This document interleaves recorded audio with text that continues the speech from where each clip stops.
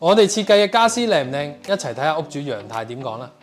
咁我最中意做好家私係邊3樣呢？其實我最中意就係個廚房嘅，因為個廚房啦，我係做咗個白色嘅玻璃面嘅，其實做完成個感覺都係好光猛，係好有大氣啊！即係連我啲朋友都上到嚟，都係覺得我嗰個廚房係做得好靚嘅，都話下一次要做嗰個嘅玻璃面咁樣咯。咁第二我係中意係嗰個電視櫃嘅，因為嗰個電視櫃啦，我夜晚黑就開咗嗰啲嘅滲燈，其實睇即成個效果都係好靚㗎，即係啦，即係睇電視都會睇得開心啲。咁第三啦，我係中意我係後邊嗰個嘅走廊位嘅收納天花，即刻就光猛晒啊！同埋佢個款咧都係好靚。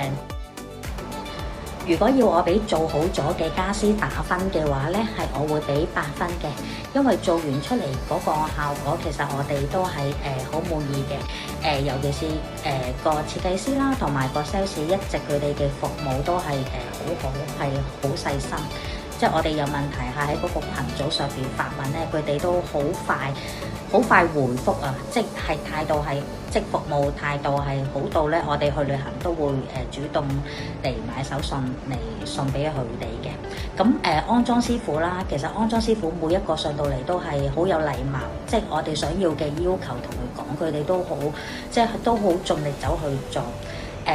尤其是佢哋做到好嘢啦，跟住見到我哋搬啲行李入屋，佢哋都好主動嚟幫我哋嚟搬翻入屋，即係呢一樣就真係好值得走去讚咯。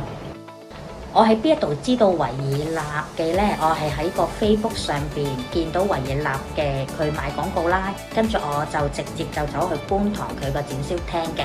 咁其實去到佢個觀塘嘅展銷廳啦，我都中意佢哋做嘅家私，跟住就同佢哋嗰個 sales 走去傾。咁因為佢個 sales 佢有即係佢啲服務好啦，咁我就最後就決定咗就喺維爾納嗰度就做家私嘅。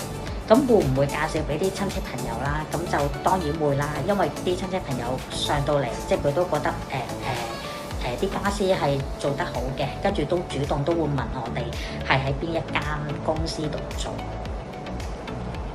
聽完楊太嘅介紹，你係咪對維爾納都有興趣呢？快啲聯絡我哋啦！